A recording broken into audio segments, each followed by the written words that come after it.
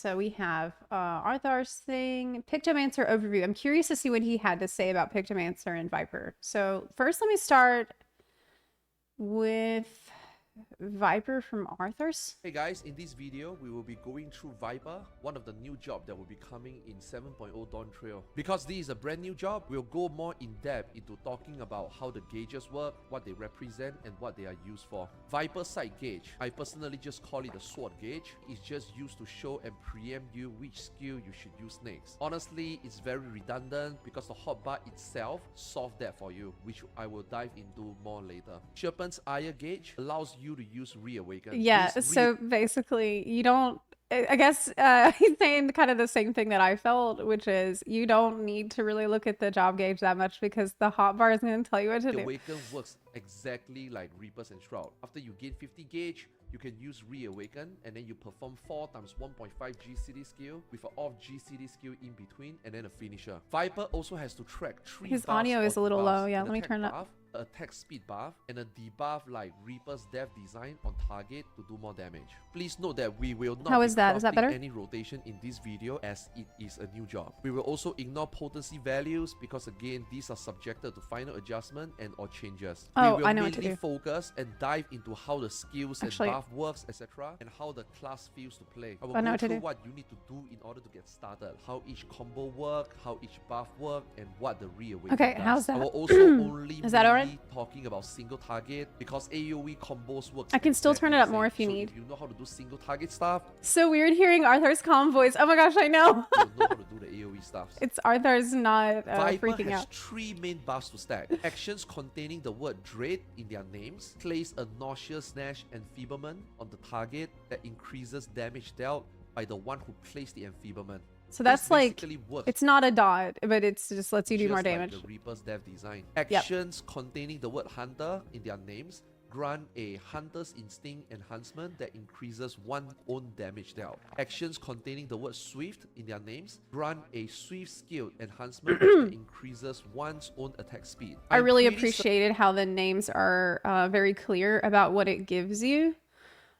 Swift makes you faster. You know, like I'm extremely forgetful, so I think that the names of the skills being relevant to what they do is really helpful. You almost always want to start off with the Dreadwinder combo. This 3 times string combo gives you all 3 buffs. Note that these combo are just a stronger version of your normal combo. This whole combo gives you 10 Serpent's Eye gauge. Each time you execute the Swift Skin's Coil or Hunter's Coil, you get 2 off GCD to double weave for more damage. These off GCD that you weave are probably the most responsive off GCD in the game by far. That's what I thought. Instant with almost no. That's what I also pointed out. Animation lock, and I guess this is why Yoshi P could triple weave. Dreadwinder combo is also it's extremely responsive and quick OGCDs. 40-second recharge. What order you execute the Swift Skin's Coil or Hunter's Coil does not matter. They work just like Reapers, Gallows, and Gibbet. You use whichever is convenient to you.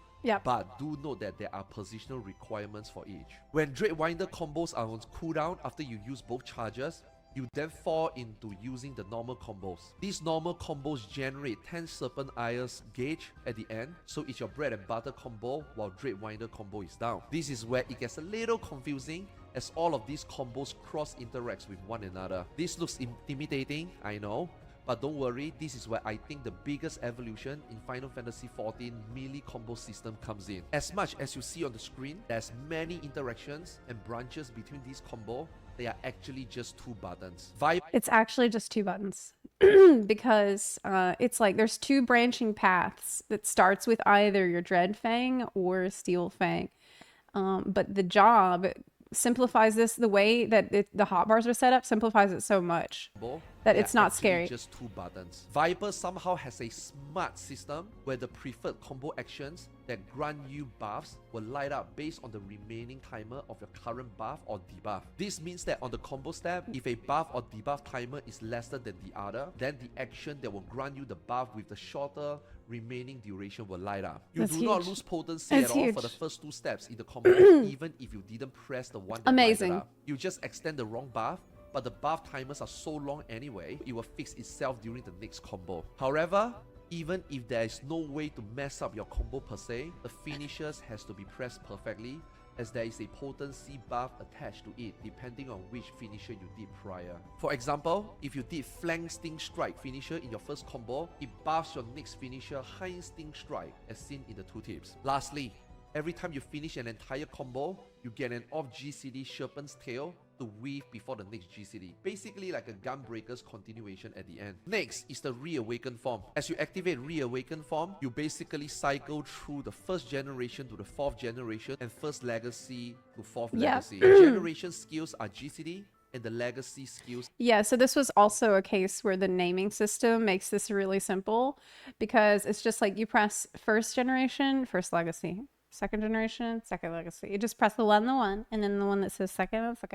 Like for me, I found this so easy to figure out. Of GCD. That's exactly the same as Reaper. After you finish the fourth generation and the fourth legacy, it's so intuitive. You can execute the finisher Ouroboros. Basically, this is just a Reaper and Shroud window. Very straightforward and very flashy. The 2-minute action for Viper is Serpent's Ire. Basically, this does nothing to buff the Viper or even the party. It just gives you one free use of Reawaken. This means Viper is just going to be a solo DPS job like Black Mage or Samurai. Very good for parks where you don't have to offer anything in burst synergy. Lastly, Uncoiled Fury. This is the range attack of Viper that also follows up with 2 of GCD. You will need a Rattling Coil to execute an Uncoiled Fury. You can stack up to 3 Rattling Coil and can be seen below the sword gauge. You can gain 1 stack of Rattling Coil after finishing a basic combo. This is a very strong range attack compared to the other jobs and of course doesn't break combos. Viper also have a mobility skill called Slither. It allows you to rush to a target enemy or 3 even charges party on member, and it has 3 charges. So really that's good. kind of neat. And that's it for the basics. Bread and butter for the job. Overall, I'm quite surprised how Viper kind of just played itself if you know which combo to start first. Everything kind of just light up accordingly, and I think that's what I'm saying, dude. There's almost no way to fail executing the combos. Because of that, our buffs are almost everything is just gonna light up. So you just press what's lit up, you're good. always up. As long as you press the buttons that light up. This, however, doesn't mean you don't need to pay any attention, because you may just lost track of which combo you are in. Hence, forget to press your off GCD 1-time finisher or 2-time finishers. I think the smart mechanic where it tracks your buff to highlight your next action accordingly is very interesting. I wonder if jobs like Samurai or any melee in general will get similar treatment in the future. Another interesting to note is that Viper's 2-minute does absolutely nothing to offer in burst synergy. This means that even if you do or do not use Serpent's Ire for the free Reawaken, it does not matter, because you could also already have enough Reawaken gauge to use it in the burst window. This is actually huge because this means Viper is fun, consistent, that's smooth interesting. to play on its own even without offering raid buffs. Overall, Viper is very smooth and fluent to play, and the skills, especially the off GCDs, are very, if not the most responsive in this game. If you guys like Reaper, you guys will 100% like Viper. And if you are new to melee, Viper definitely helps you to get started. Whether its potency holds up against other melee will depend on release and content we have to tackle. So as fun as this job is, whether it is really good or not, we will have to wait for the expansion. Absolutely fantastic introduction to Viper, but he said it's a good starter if you haven't done melee before, and I do completely agree. I started with Reaper, which is pretty straightforward, but I think this is probably an even better one to start if you've not played melee, because I try to cover it's hard to screw it up as much as possible, but I could be missing something. Let me know what you think in the comment section below and drop a subscribe. Also remember to check out the other videos. Because I'm on a different channel. I'm logged in. I'm not on my main account. Playlist that you will see on screen and also in the video description below. Thank you for watching. I'll see you guys in the next video.